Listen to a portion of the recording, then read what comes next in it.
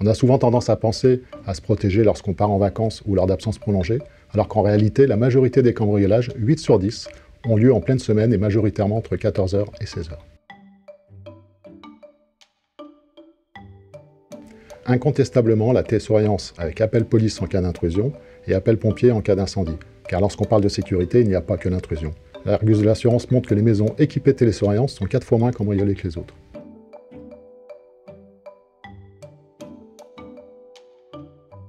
Il faut savoir que statistiquement, un Français sur 2 sera victime d'un cambriolage au cours de sa vie, et 1 sur 3 sera victime d'un incendie ou d'un début d'incendie.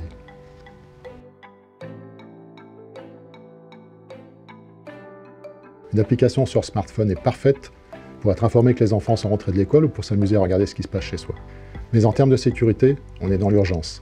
Et seul un professionnel formé et habitué à traiter ce genre d'événement peut vous garantir que les forces de l'ordre seront prévenues dans la minute, et chaque minute compte, surtout en cas d'incendie. Avant toute chose, il faut éviter les signes extérieurs d'absence. Une boîte aux lettres qui déborde, des haies non entretenues, sans oublier les messages sur les réseaux sociaux que vous pourriez laisser ou que vos ados pourraient laisser. En complément, on peut également simuler une présence avec des prises connectées qui peuvent déclencher l'éclairage et des horaires aléatoires.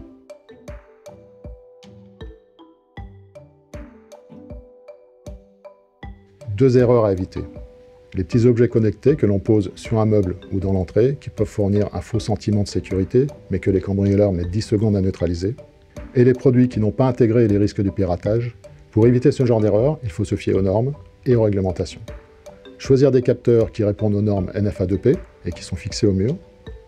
Et choisir des prestataires qui sont des véritables professionnels de la sécurité et qui peuvent présenter une habilitation délivrée par le CNAPS. Un système de sécurité efficace, c'est avant tout un système d'alarme fiable, et si votre promoteur l'a intégré dès la construction, il ne coûte que quelques centaines d'euros, il est facile de l'intégrer dans le financement du projet immobilier, et un service de télésurveillance. Les abonnements coûtent actuellement entre 35 et 45 euros par mois pour une maison, mais si votre logement est prééquipé d'un système de sécurité connecté, vous pourrez accéder à des nouvelles offres à la demande, pour une semaine, pour un mois, sans obligation d'abonnement et à moins de 15 euros par mois.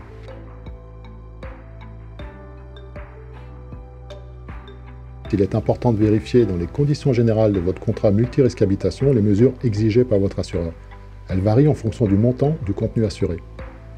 Cela peut être des protections mécaniques, portes blindées, serrures 3 points ou plus, mais il faut savoir que la plupart des assureurs reconnaissent aujourd'hui les systèmes de télésurveillance et vont même jusqu'à offrir des conditions tarifaires spécifiques comme des suppressions de franchise.